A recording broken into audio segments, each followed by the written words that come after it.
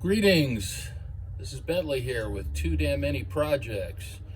I'm your host for the day. I'm going to show you a few things about automatic transmissions. We have a wonderful unit right here. It's a 4L60E, one of the most common transmissions ever made. It's found in literally all your rear-wheel drive General Motors cars for a good many years, and just about every truck, Suburban, Tahoe, Yukon, whatever you want to call it, that they've made up until I think about 2006, and then it was replaced with the 6-speed, which is a pretty darn good unit. But since I have a 2002 Tahoe, I have a 4L60. Now, we ran into a couple problems with it. Do not assume because your transmission burned up that the transmission was the problem, because if you go rebuild the damn thing without fixing the problem, you're going to have it all over again. It's going to do the same thing, new transmission. So you need to find the other problems. I found under my fuse block in the underhood area that a wire that goes from the battery into the fuse block was loose. And what set me on that path was that the power with the push button 4-wheel drive wouldn't work. It wouldn't shift. So what I did was I went looking to find out why it wouldn't shift, and one time it wouldn't start either. I tried to jump it, that didn't help it. And I was showing 12 volts, the little terminal up under the engine there. There's a special terminal in a red box over by the alternator, and there's plenty of voltage, but it wasn't starting. So not even a click. So I got inside there and I found the bolt that holds that wire in place was really loose. The bolt was ready to fall out. So I cleaned it up, put it all back together to solve that problem, but it was too late. The transmission that was put in there already, pretty much had it. So I'm going to go back to this transmission, which is my original, and I'm going to rebuild it. But I know why. Now, one of the biggest problems they have with these transmissions is this guy right here on the side. Okay?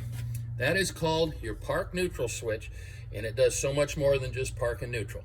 This thing tells the computer that you can start the motor. It's like a neutral safety switch. It also tells the computer what gear you've selected.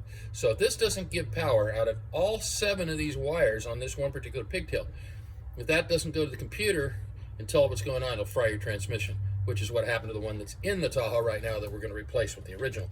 So to start this program, we'll take that offending little bastard off of there, because honestly, it's a mess. Now, I'm going to throw some gloves on here, which is good practice. The older you get, the more necessary it is, because the more sensitive we are to chemicals from all these years of being around chemicals.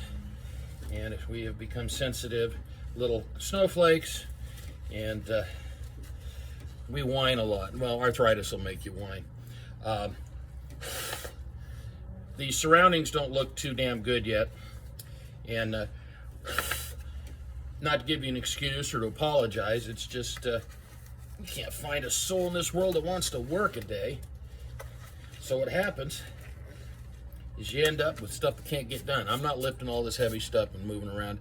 I can do the little stuff, I'm going to do the little stuff, but when it comes to the heavy, I want to hire the youngins, but they don't want to work. They're all lazy. So let's get to work on what I got to do. And we're going to start with the appropriate socket, and we're going to remove the park neutral switch. Ever since I started wearing glasses, I can't judge the size of a bolt anymore. It's gone all to hell because of that. And I'm also sitting here on a very comfy bumper. Yeah, I had the Tahoe worth something. Now, while we're in here doing our dirty work, we're also going to pull out the torsion bar and put in lowering keys, because there's nothing better than a lowered Tahoe all-wheel drive. That really makes things work. Okay, be that way. Thank you. Arthritis in the thumbs is not conducive to doing this kind of work, but I do it anyways, because it beats sitting around watching television. So if you're sitting around watching me, I just insulted you. So off we go. Now, here's one of the problems you're going to run into here. This thing does not want to come off what we call the manual shaft. The manual shaft does all the shifting inside, but it doesn't quite do all of it. It doesn't do any of the electronic shifting. It does the hydraulic shifting. It moves a piston, a little valve in there that sends fluid to reverse, sends fluid over here, and so on. But it requires all this electronic stuff to make it happen. This thing does not want to come on. The end of the manual shaft always has a burr on it from where it was tightened on there. This one we got off scot-free. There's a couple of little bolts here, Torx of course, which I hate. And those little bastards, get rid of that, which is the lovely little holder for the ship cable. Can't live without that.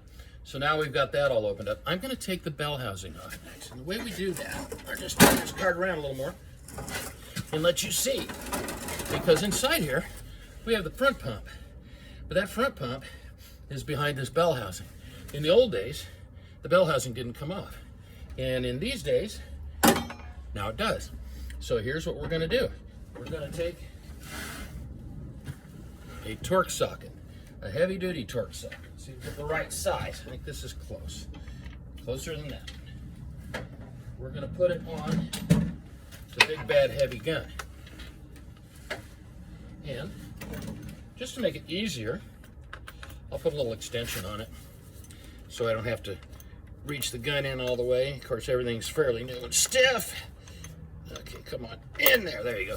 This is a neat feature. You pull it back, put your socket on it, the socket isn't going anywhere. Okay, we're in reverse. Now I'm gonna start zapping this out. Oop, maybe.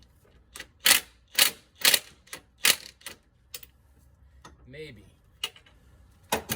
Might have to go find a bigger one. It may be just too small for the whole equation. So I'll put you on hold. Be right back.